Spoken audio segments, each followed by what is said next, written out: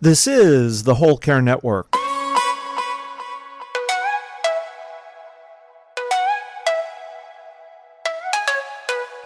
Helping you tell your story one podcast at a time.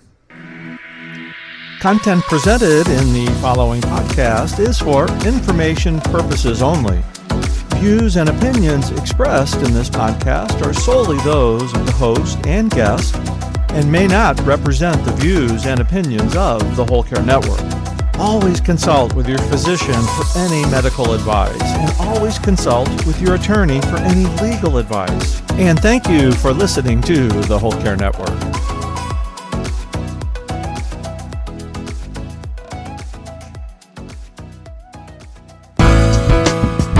When you think about it, when you're speaking into that phone and you're in a private space, I mean, no one ever hears it except the person on the other side, right? So that's so gratifying, because there are things that people want to say in grief that maybe they didn't say to their person, or maybe they're angry, or maybe they're heartbroken all over how something they did say, that now they can pick up that phone and they can correct it. They could say, I was angry. That last conversation we had, I didn't mean it. This is the Heart of Hospice podcast with Helen Bauer. I'm talking with Amy Dawson today about wind phones, where the wind will take your words to those you love who have walked ahead. Whether you're a family caregiver or an end-of-life professional, the Heart of Hospice is here to enhance your hospice experience by connecting you with information you can use about end-of-life care.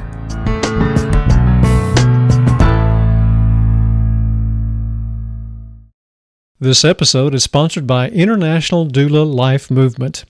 International Doula Life Movement proudly presents their free online birthday bash from January 8 to January 12, 2024. The birthday bash is IDLM's gift to the doula community. This is an opportunity to connect with like-minded professionals, exchange ideas, and build lasting relationships that will elevate your death doula practice. Don't miss out on this incredible opportunity.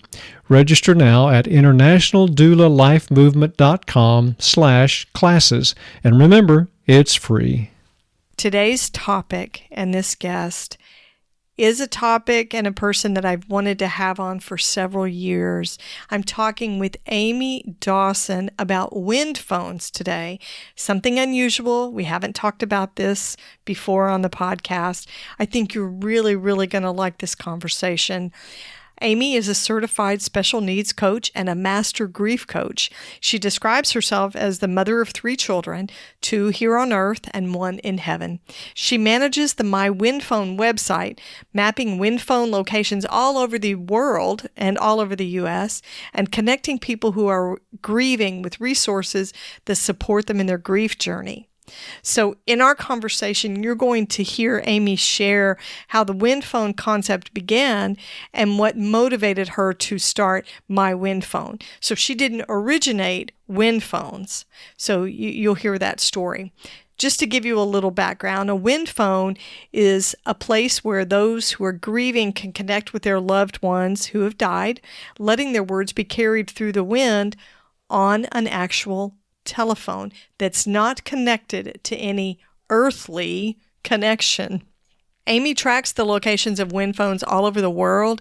They're designed to offer grievers an opportunity to send personal messages to their loved ones, give them a chance to say what they didn't say or what they want to say to their loved ones. And it's not just expressing grief over the death of someone that they care about. It's all the different forms that grief takes as well. Loss of identity or hope or relationships, safety and security. It's a wind phone is a place for people to express their grief, no matter where it comes from, and express it privately. So, without further ado, here's my conversation with Amy Dawson of My Wind Phone.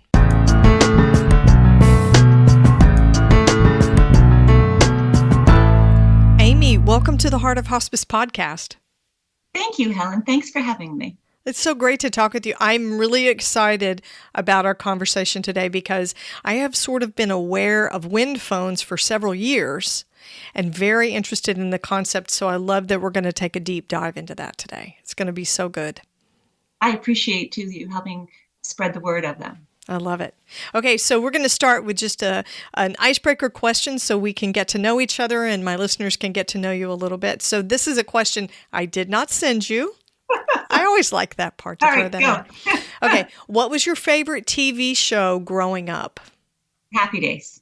I was going to marry Henry Winkler. Do you remember the Fonz? Yes, he's classic.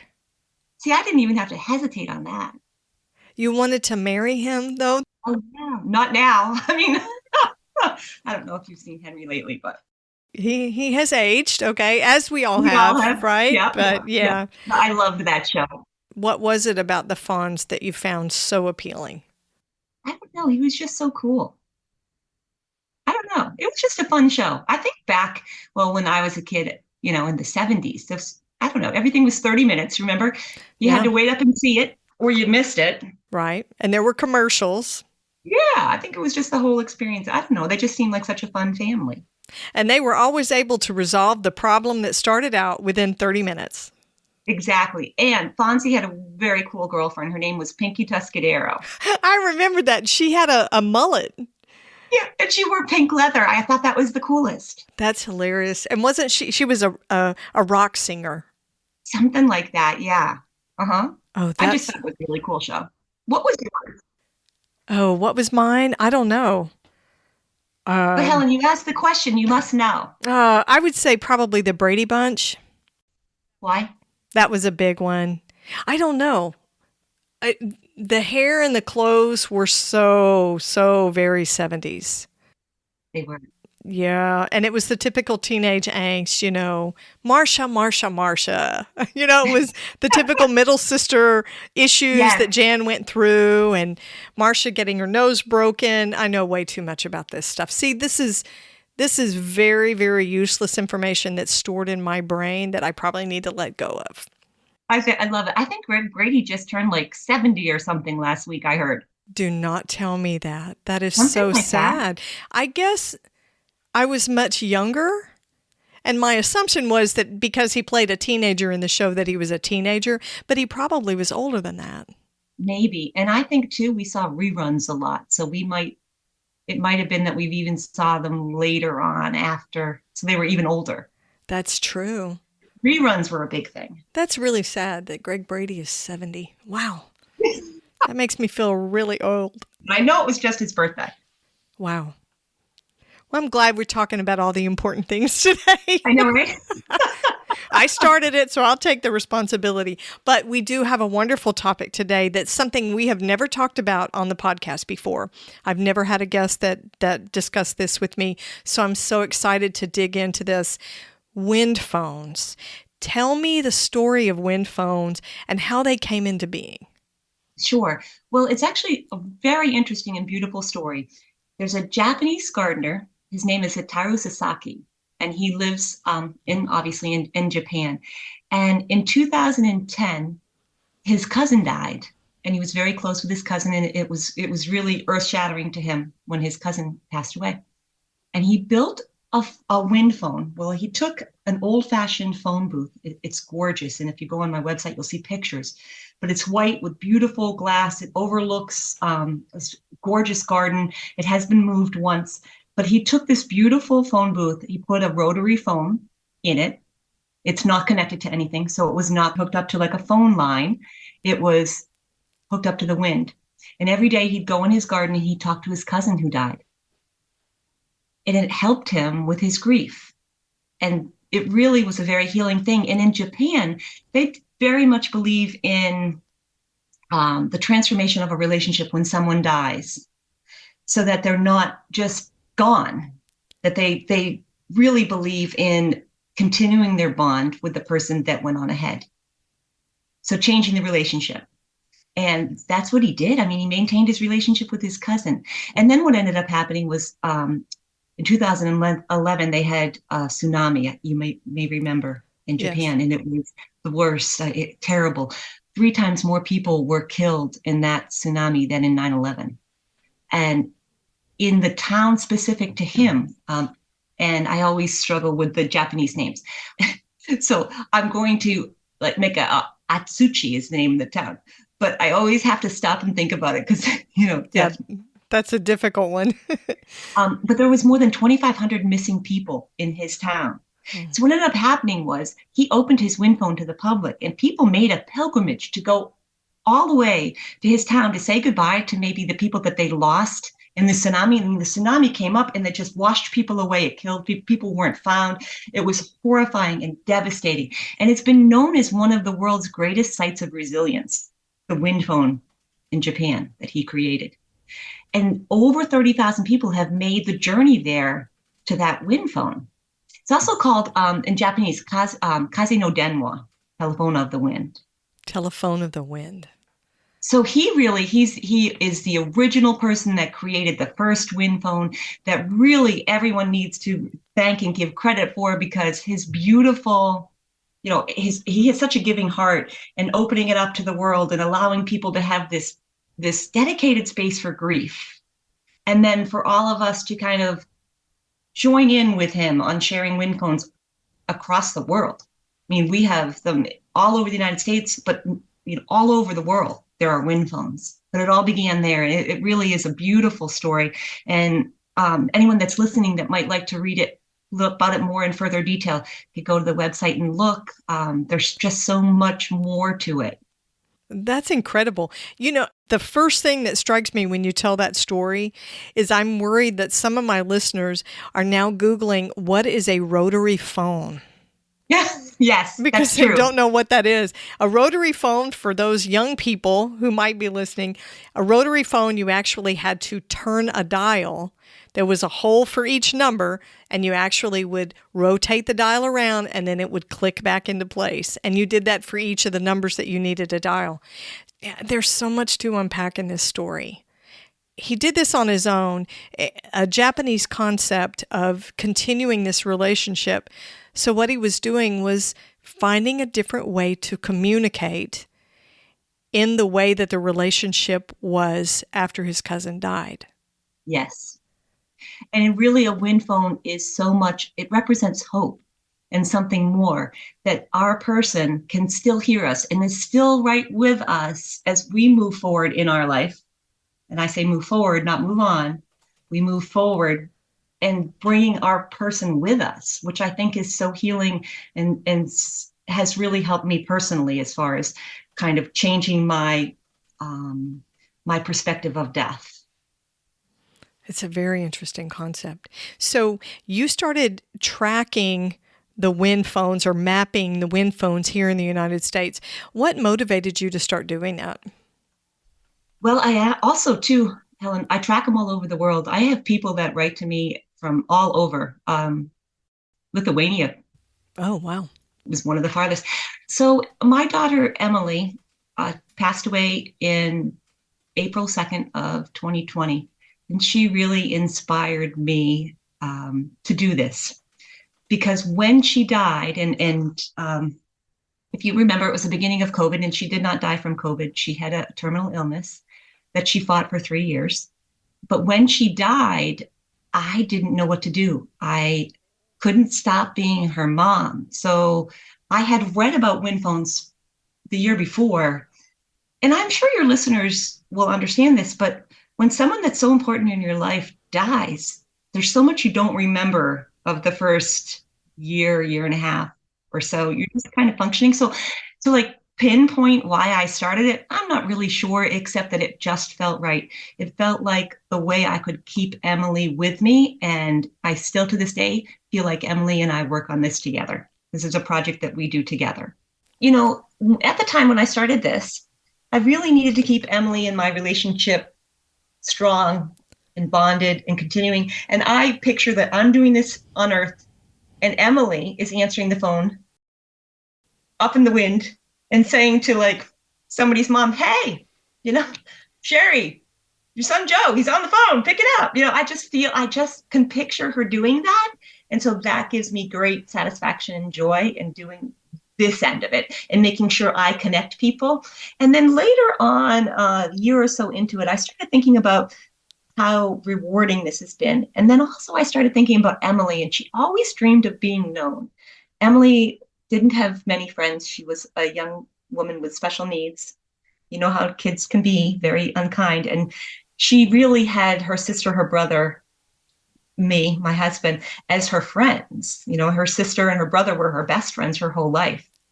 And as that got older, that changed for her. But she started modeling. She was in a music video. She did a whole lot of cool things. She went to schools and talked to young children about bullying and kindness when she was in a transition program after high school. And so I think I'm actually keeping Emily's dream alive in a way of wanting to be known, because I think for so long that she felt unknown by her peers. And so I think that for me, a lot of this is keeping my bond with her and showing her, you're known. We're going to never stop saying your name. So do you have a personal wind phone for yourself? Is that how you got started? Yes, I do. I have a little blue wind phone, and it's in Emily's room. Oh. That's the way I started. And, when you look at the map of wind phones, they're all over the world. However, there are so many private wind phones. So I think that's really important to say, too, that if someone's uncomfortable going somewhere to a wind phone or doesn't have one near them, they certainly can recreate that for themselves. Yeah, you can make your own personal wind phone, and it doesn't have to be outside. I think my first impression of it was, it's a wind phone. It would have to be outside in your yard or a garden or a park somewhere out in nature, but you can have it inside your own home. Absolutely. And I think that when we think of the wind, sometimes people will say, well, just like you need to have the wind. And that's symbolic, right? And it's also symbolic. Using the wind as a messenger isn't anything new. It's between like linking our world to the afterlife. It's not a new idea. Greek mythology did that. The gods used to send messages on the wind. So that's not really like a new concept. That's something that has been around for a very long time. But like you said, whomever is doing it creates the environment that works for them. It's different for everyone. Well, and that's absolutely true. And what better way to personalize it? Because we know grief is universal. Everybody grieves, but everybody has their own style of grieving, is what I call it. So each person has very individualized grief needs. And for that first year and a half, I've heard people call it a mist or a fog. Yes. So to be able to navigate your way through that mist and that fog without really knowing where you're going or what you need, only knowing that the loss is so great, having a way to communicate that's private and discreet. You could scream, you can talk to them, you can tell them what you're feeling, you can say what I'm doing, how much I miss you, any of the things that you need to say privately. Exactly. If you have it somewhere in your home or in your own yard, even. And I think it's important to mention, too, when I speak of wind phones, I speak more about bereavement, because that's my personal journey of having my daughter die. However, people do visit wind phones for other reasons other than loss through death. It could be the loss of a job. It could be the loss of a dream, the loss of trust. People have visited when they've gone through relationship changes, divorces, the loss of hope. So it's not just when people die, although that is, I think, the way I speak of it most, because that's my personal journey. But I think it's very important to mention that it could be any loss. That's true. Grief is generated from a loss of so many different things. Yes. Yes, I love that idea, to speak that into the wind and let the wind carry it. Yes. And for each person, whatever that destination of the message might be, can be different. It's very therapeutic. Picking up the phone. Now, some wind phones don't have a rotary phone. Some rotary phones are getting very difficult to find. Yeah, that's a really old thing. Yeah. So some have other phones. Rotary phones, you mentioned earlier, but they stopped being made at the end of the 1960s. And so they are quite old and quite hard to find now. But so there are other phones. I mean, that shouldn't limit someone as well if they're looking to make one or create one. But there's something about picking up the phone. I think we can all remember picking up the phone and dialing someone's phone number. At least people our age can remember that. Yeah, it's true. I mean, and then there's something about it, listening to the phone click back and actually making that connection. Something we do so regularly every day is call our person. To call our person when they have gone ahead is very therapeutic to many. I mean, I think I'd like to also just add in there, like it's been therapeutic for me. It's wonderful for so many people, but it also isn't for everyone, right? So I think that we just need to give the understanding that it's another grief tool that has been very helpful for me personally and for so many others. But there are people that maybe wouldn't find the same comfort in it that, for example, I have. Right. Yeah, what you were saying about remembering phone numbers, certain phone numbers really resonates. So my grandmother died in 2000. She's been gone a long time. And I can still tell you, because I grew up in that house, and when I left there, she lived in that house until she died. I can tell you what that phone number was. And I remember picking up and hearing a dial tone. I don't know that my kids have ever heard a dial tone. That's true. Yeah. My mom, when she got her first cell phone, she told me it's broken. And I said, what's the matter with it? You just got it. And she said, there's no dial tone. It's dead. And I'm like, oh, Ma, there's no dial tone because there is no dial tone. Right. Those things are very entrenched in memory. I totally get that. And I think that the muscle memory of either punching in, on I don't even know what kind of phone you call that. It's not rotary. Push number. Just pushing the numbers or dialing. There's some muscle memory there for those of us who used to use that type of phone. Uh-huh. Yeah, that's part of the experience. It really is. There's an expression out there, and I'm not going to be able to reiterate it exactly, but it's something like when the phones were hung on the wall, we were free. Because you didn't always have a phone in your pocket you had to answer, right? You had to actually make a specific reason to sit down and call somebody or answer that phone, was not just because you were always accessible.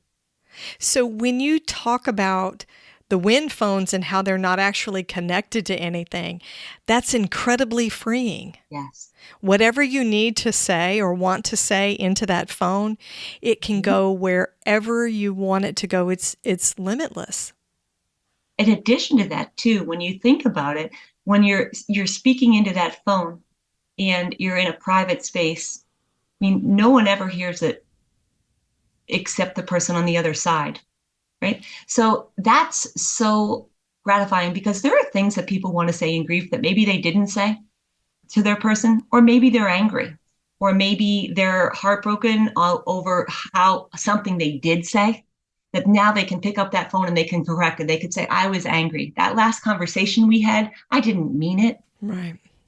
And being able to dial their number and say that can bring someone forward through the grief and take all of the maybe sadness, guilt, whatever they may feel, and allow them to find a place for that, find a way to resolve that and to settle it down inside of them so that they can continue their relationship with their person and know that they've said what they needed to say. This episode is sponsored by International Doula Life Movement. International Doula Life Movement proudly presents their online birthday bash from January the 8th to January 12th, 2024. And the best part? It's absolutely free. Join International Doula Life Movement for 5 days of inspiration, education, and celebration. This virtual event brings together nurses, doulas, and authors specializing in end-of-life care for an unforgettable experience.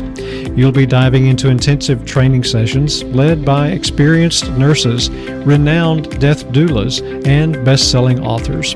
Learn the latest in death doula practices, discover new techniques, and expand your skill set.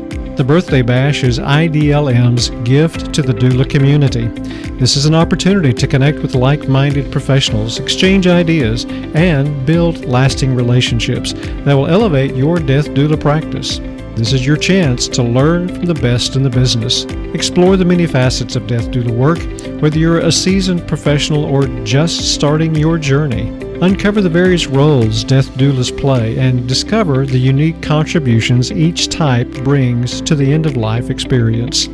Don't miss out on this incredible opportunity to celebrate International Death Doula Life Movement's online birthday bash, January the 8th to January 12th, 2024. And remember, it's free. Register now at internationaldoulalifemovement.com/classes.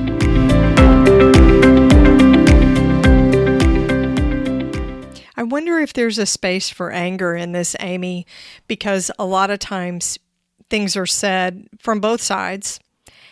And Yes. because of the restraint of the guilt or whatever, obligation or relationship, respect, things don't come from the caregiver or the survivor that maybe they did want to say in anger. I had an email from a mom, and it's exactly what you're talking about. Yeah. Her son died from an overdose, but at the same time, so did one of his friends. And the mom was just so angry because it had come out that her son had provided the drugs that took both of their lives. And she was mad. But she wasn't just mad at him because he died and he had made this decision and that, affected all of them forever.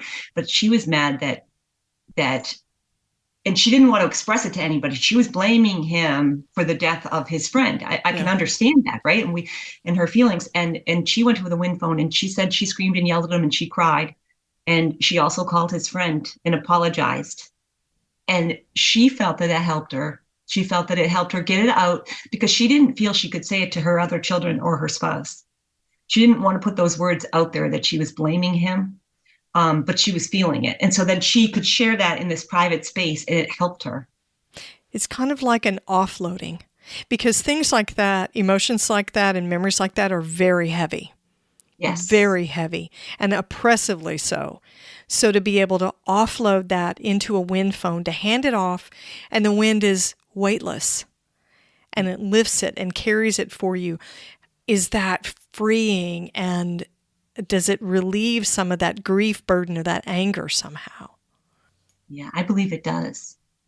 And, just being able to pick up the phone and share what happened today or tomorrow, or, and keep our person with us, keep that communication line open. Now, I think most of us talk to someone that passed away probably every day anyway, without the wind phone, right? I mean, I talk to my daughter constantly. I just think the wind phone is a beautiful way of, it's almost like, it's a whole, I want to say this, it's kind of a whole way of, it's special. You're going to find that wind phone and you're going to go to it, whether you're going to hike through the woods to find this one or whether you're going to a park or wherever you're going. But it's more of an event, more of a planned, I guess, event. I'm not quite sure how to say that otherwise. No, I see what you're saying. It's intentional. And yes. To me, when I think about the wind phones, and I've looked at your website and I've seen the photographs that are there, it's a little box of a sacred space. It's momentary and it's there. It's just a place in the woods against a tree or a fence or a building or whatever until you step up to it. And you hand off those emotions and those thoughts and memories, whatever it is that you want to say. And for a moment, it is a sacred space. Yes. And we don't have really designated places to grieve. I mean, maybe various religions, maybe their churches or things like that, but this is a place where anyone can go and feel their grief and express their grief without judgment. Yes. And start to begin to pick up the pieces of themselves. Yeah. Because grief is a process and a journey. And I think maybe even though we will all experience grief, it's so misunderstood that you will grieve the rest of your life. Now, the way in which you grieve the rest of your life will be up to you. But this is one way that you can help your grieving process, your grieving journey, if it's right for you. And what a beautiful way to do it with all the symbolism. And I get what you're saying. There are places we can go to do that are designed intentionally for that. But when you think about organized religion, for a lot of people, that is abhorrent. It's oppressive, maybe even triggering based on what their history has been in their lifetime, and they don't feel safe in a building or within an organization of organized religion, and not comfortable enough to voice some of these more complicated grief emotions, the hate, and being able to apologize to your son's friend about the fact that your son, who also died, furnished this other person with drugs that took his life. Those are very complicated emotions, and not what I would call, if I had to label it, proper grief emotions. Yeah, what society says are appropriate. It's appropriate to feel sad. And grief is so judged. But we don't really want to go further. Yeah, grief. Everyone judges grief. I remember very early on, Facebook will share memories, and memories come up, from 10 years ago. Yeah. And I shared a memory very early on after Emily died. I got a private message from someone that I had known. Are you okay? Like, why are you sharing? Like, very judgmental. I share about my living children. Why would I not share about my child that died? Yeah. And so people, I feel like, in their uncomfortableness in dealing with others' grief, or maybe their lack of understanding because they haven't experienced it yet to that magnitude, judge. And so having a place to go where there is no judgment is amazing. Yeah. And I love it that when you toss that message out there, when you release it, is the way I think of it. You're releasing it into the wind. It can even be like a prayer, because if you want to just release things to sort of your higher power out into the world, into something bigger than who you are. Yes. That's okay too. And the wind phone is that conduit for that. Mm-hmm. And there's hope of something more. I when you hang up that phone, you're like, okay. And there's a good quote. It's like, faith is believing, but not seeing. But when you believe, then you do see. And so maybe it's just like giving you that hope to believe that there's more, and that you'll be with your person again. And that maybe, for this small time being, you're separated physically, but you're not separated, spiritually, emotionally. Right. They're still within you and part of your life. Well, and that's what grief is, following the loss of somebody you love. You're still connected. I have grown to really dislike the word closure. I don't think that's a thing. I think there may be completion in some forms, but I'm like you. I think you move through your grief for the rest of your life. The loss doesn't undo. You don't get to year 2 and the loss doesn't matter anymore. It still was an event in your life. So you continue to move forward with those grief emotions. Well, and I think that if we could reframe death as a physical loss. Yes? Yes. We have to reframe it. It's a physical absence, but they're not lost from our life. Exactly. And I think that's really important to me, because I don't feel like Emily is a loss. When someone says, I'm sorry for your loss, it's very kind of them to say, and I appreciate that. But then I also, in my head, think, I haven't lost her. I know where she is. In my heart, I personally know where she is. Yes. She's physically lost, right? Physically, she's not with me, but she's not lost. Yeah. She's physically separated from you. Yeah, for the time being. Yeah. That's an amazing way of thinking about it. So let's talk about where the phones are and how people can find them. What kind of places are you hearing about people putting their wind phones? It's so exciting. So I did write down some numbers as of today, which is October 14, 2023. There's 163 that I have mapped on the phone, with 6 more coming soon. Oh, wow. So that is at 169 if we add the coming soons. They're all over. If we talk about just kind of in general, trails. Now, Mr. Sasaki said something I think that is very important. You can't just put a wind phone anywhere and expect it to be healing, right? Nature is very healing. And so that's why you'll find when you track them that so many of them are on trails next to the ocean, on a lake, beautiful sites where people maybe even just need to walk into a trail 5 minutes and they will come across this wind phone, often just hung on a tree. Very simple. There are some very simple ones, as well as there are some that are a little more ornate, a little more, involved, phone booths and that kind of thing. But we're finding them everywhere. So cemeteries have beautiful, so many of them have beautiful sites, right? With lovely winding roads to the different areas of the cemeteries. Mm-hmm. Many are popping up in cemeteries. We have many trails and parks. When we had spoke earlier about hospice, there are many located around hospice centers. Oh. Many. I think I counted 14 at the moment. Nice. Which is such a beautiful and special place, because not only does your person, if they die when they're in hospice, maybe you go back there and you feel like that's the last place you were physically with them. And wouldn't that be a wonderful place to have that conversation? Yeah, there's a connection there. Absolutely. Hospitals are putting some wind phones in. There are a school for special needs just put one in. A friend of mine installed one last week in Georgia at a school for special needs for medically fragile children. The children most likely will die before their families.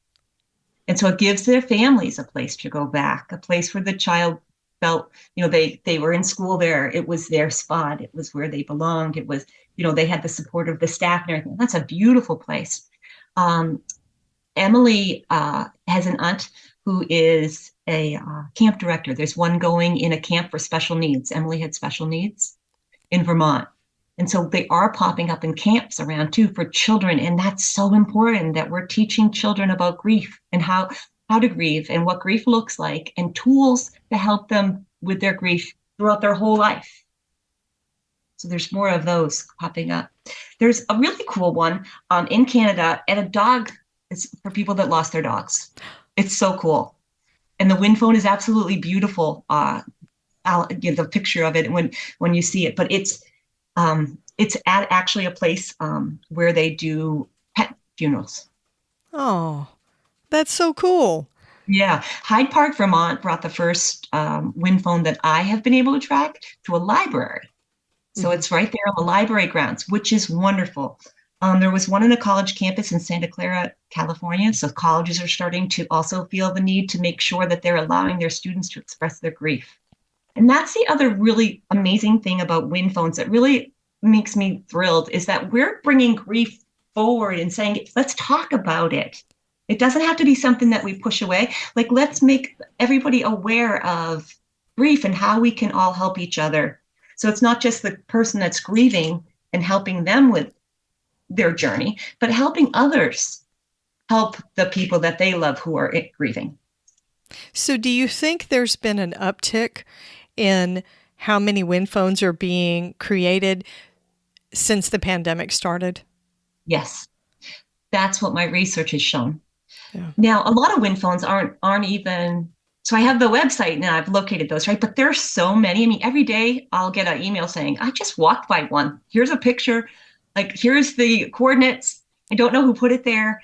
So there's so many that are out there that we don't even know about, right? Because people just place them, and that was, didn't register when they don't need to, right? So right. That's amazing. And I do believe that COVID has helped us bring awareness to the process of grief and to helping those in grief. And so now this concept of a wind phone has grown with that. I mean, and then you think about it during COVID, and Emily died, as I said, during COVID, that, you didn't have funerals. You didn't have people helping you with your grief. You didn't have neighbors coming over and bringing food. Right.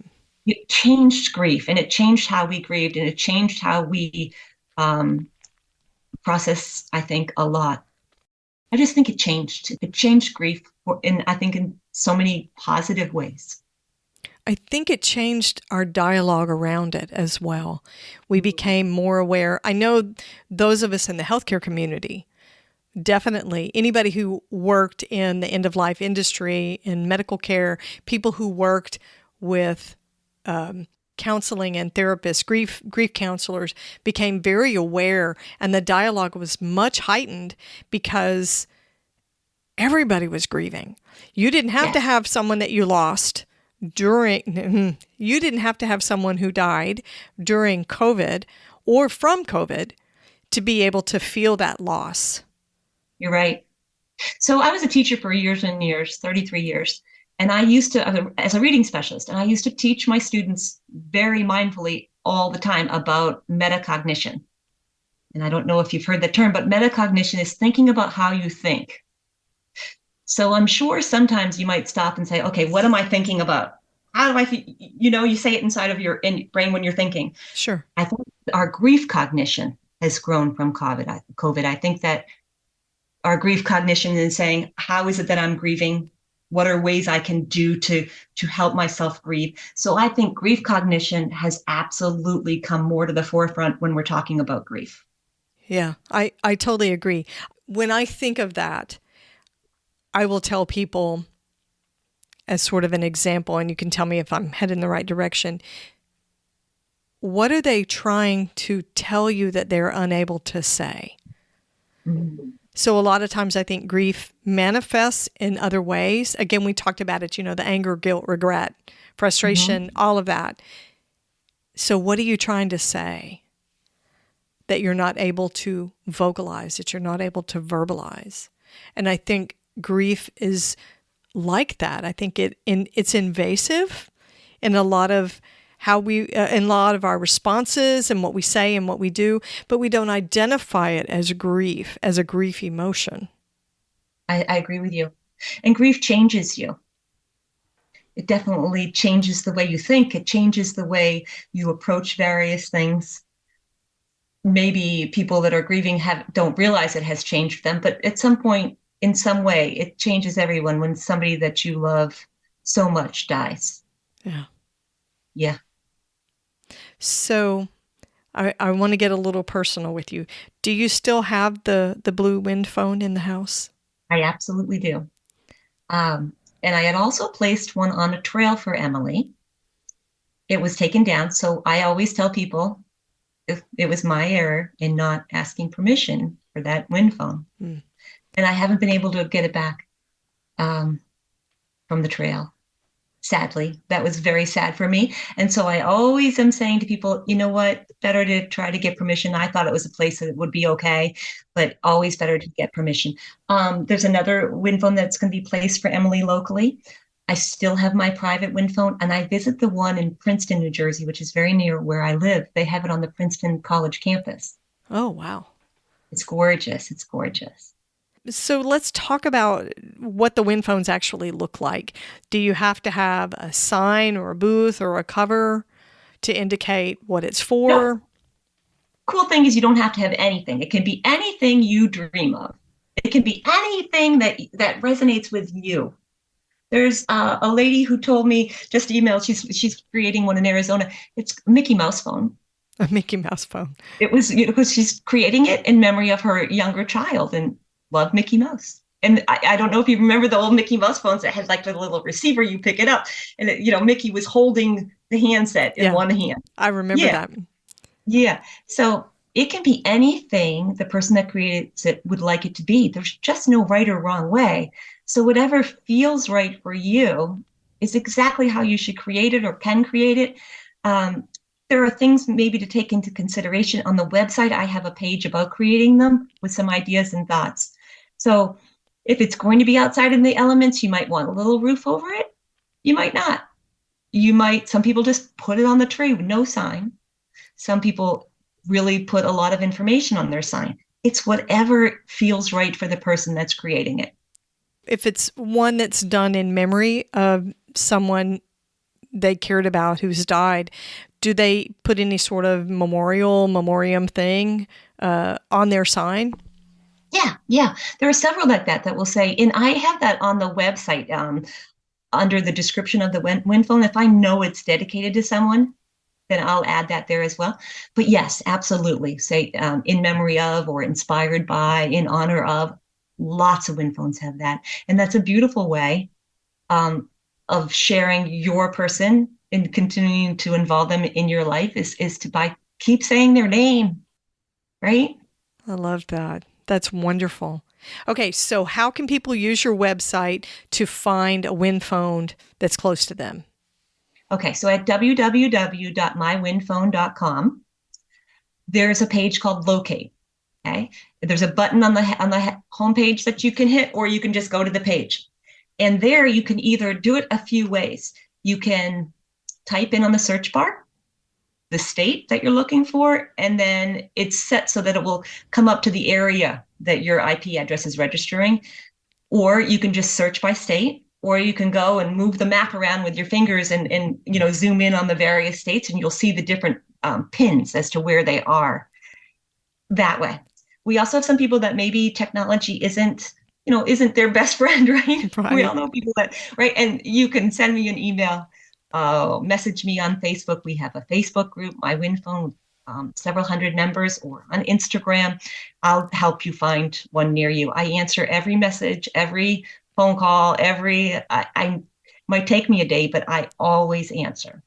Wonderful. I never want anybody to feel like they're alone in this journey. You're not alone. Amy, what's your email for people to contact you if they're looking for a wind phone? hello@mywindphone.com. Okay. I'll put it in the show notes to make sure that people can get to it. Amy, tell me again what your website is. www.mywindphone.com. mywindphone.com. Amy, you're doing wonderful stuff. And I don't know, there's something about the lightness and breeziness. It's hard to describe about being able to speak your grief into the wind like that.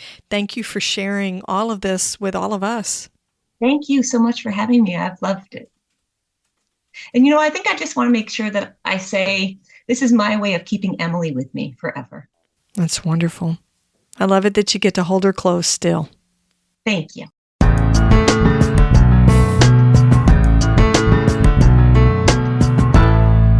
So maybe now you're in love with wind phones as much as I am. So if you want to find out more information about wind phones, you can go to mywindphone.com. You're going to find information there about the original wind phone that was created in Japan. You're going to find information about how to make a wind phone for yourself and tips and guidelines on where to put them, how to make it successful, and all the little lessons I think that Amy's learned about wind phones.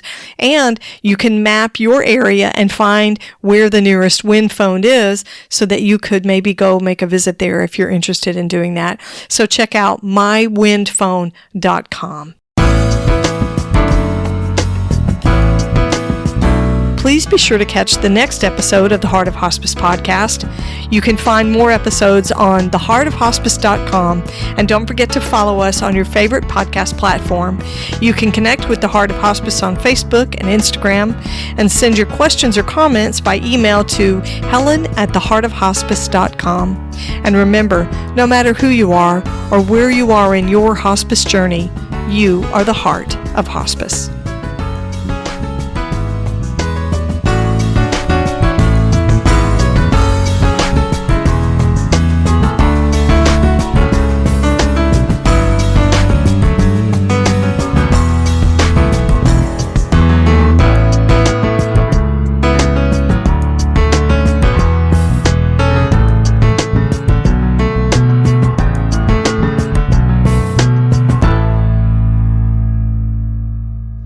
This is the Whole Care Network.